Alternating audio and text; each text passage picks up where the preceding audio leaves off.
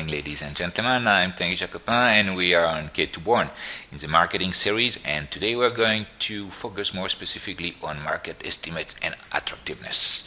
Okay, so how does it work? Well, pretty simple. First we're going to focus on attractiveness criteria, and we're going to see what we can do, how can we use what we saw previously, and in order to let's say deepen always more your analysis and to enable you to become a great professional. So in terms of attractiveness, what you need to consider is that the current and the potential of future size of the market. How is it going to grow? What is the sector margin? What is the inter-sector margin? Take into consideration that when a market has some interest, you've got always more player coming in. And as soon as this has already happened, well, basically his margin will get to climax and then will decline. So the consideration is go down, and all the sector ended up with the same marginal profit. So rates. This is the reason why it's really important to see until what extent you as an executive, you need to create a new product cycle, trying to postpone it, ubicate it where it is, and thinking if you can create some barrier to entry, if you can concentrate even more on the market. So you can use Schindel index and measure the concentration among the, you've got Schindel 4, Schindel 8, the concentration about the top 4 players, or the concentration among the 8 players of the market. If there's a convergence of business, which means that if you are in an IT sector, maybe you can jump into other sector, or for instance, if you're in the domotic sector, well, you can be afraid of, because you've got big players such as Google and Samsung that are going to try to use for with their cell phone, for instance, you will be able to make all the devices work with the same remote control. And this is quite important, because you will have always more electronics in it, and this is the reason why it will be important to take into consideration. So there will be a concentration of player in that sense. Convergence most of the time imply concentration of players, and size becoming always bigger, and necessity to go to some niche business for the survivors. So if you're able to capture this, well, no problem.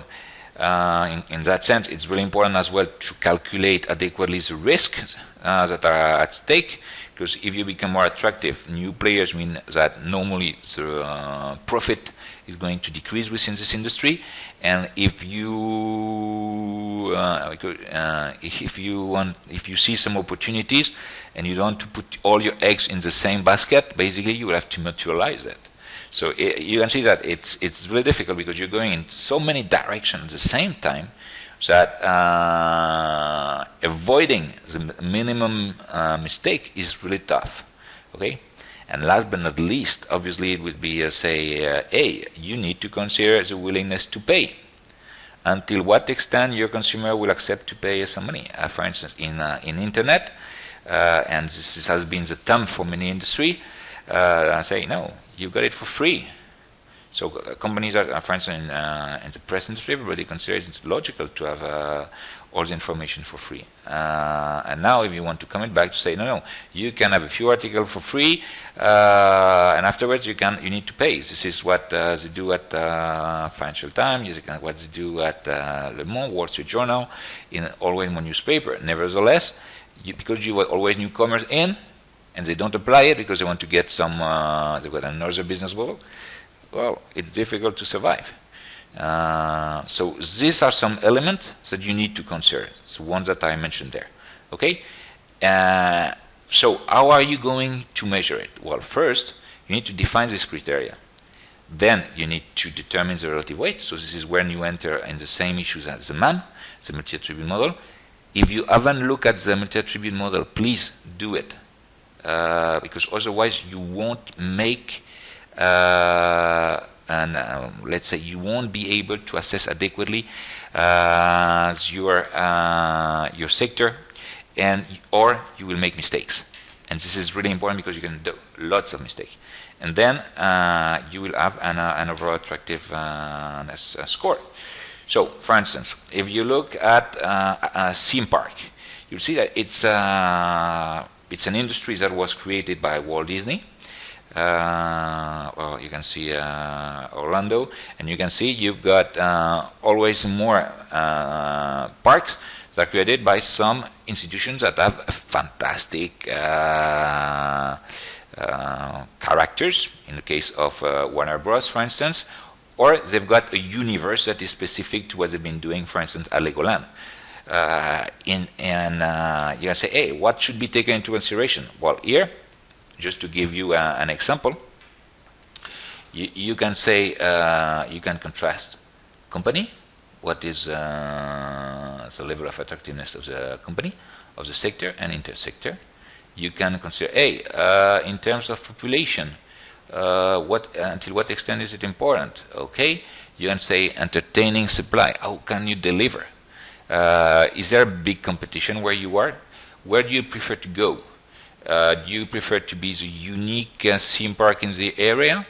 Or are you able to jump in some people where you create a cluster of entertainment park? And last but not least, it's fundamental. We always come back to the bottom line. What is the bottom line? What is the profit margin? So you can see that there are lots of issues, and you can see that according to the situation, you will make or not the investment. Here we're clearly in a case where maybe you could, this is not the best place to invest. Okay, so this is the reason why the sector is good, location is not the adequate one. Now, we need to cross the possible attractiveness with the success, with the likelihood of success.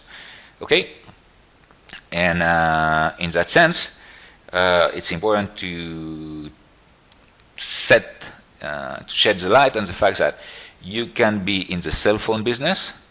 That has been a fantastic issue in the last year, and you can be even a first top company as Motorola or Nokia, but at some point you can suffer major distress. Motorola is always down. Nokia, well, you know what happened to Nokia with Microsoft. So watch out, and contrast where you've got some. If you are an attractive business, why? If you got the right portfolio of patent and so on, and never forget the perspective of the investors, because you can have the best product, but if you're not able to value it and to make investors say, hey, this is the right place to put your money in, it will never work. Okay, so again, we try to do it exactly the same as we did before. We figure out different segment, we put out some weight, we comparative rate in each sector, and then we got the success estimate. So, for instance, just to mention it, if you consider the car industry to be quite generic and not to put the focus on anyone, you can say, okay, this is the weight, relative weight, weighted score. And here again, you can say, okay, design is fundamental. So you can put it really important. Innovation, important. Right? Low break-even, not necessarily a key success factor. M&A, not necessarily one. Global, well, you've got some regional players that are playing yet have amazing results. And by the way, the vast majority of car players are above all, they've got one of two regions in the world where they excel, which means that they are not truly global manufacturer. Okay, so in that sense, you can see that the two major factor of success is design and innovation. And when you move and you try to adapt, well, you can understand where you should focus your priority. Okay, so at this point, what you get here is a new version of portfolio analysis, where on one end you've got the attractiveness, that can be low, medium, and high, and on the other end you've got the likelihood of success that can be low, medium, and high. At this point, and this is as it's always the case in portfolio analysis, you should take into consideration that it's it's a picture, it's a photo, it's an instantaneous situation of the company. So if you want to add some dynamics, you need to take different moment, or you need to remake the pitch in every 6 months, for instance. And like that, you have a better view concerning this. Okay. So in order to sum it up, it's always better to focus on segments that are rating high in attractiveness and likelihood of success, because you will have a high return on investment. Now, as I already said, an integrated perspective, an exhaustive survey with on competition, and some repeated survey are fundamental. Okay, and I say this because attractiveness seems to be more objective, but the likelihood of success is tremendously subjective, and as such, there's a huge risk in this one. So again, when we're talking about marketing, except that if we calculated some data, you'll see that what counts is the convergence of indicators. Okay, don't forget it, convergence of indicators when we're talking about marketing. Okay, this is K2 Born. I was Thierry Jacopin on talking on estimates of success and attractiveness of the companies. Bye bye. Enjoy your day.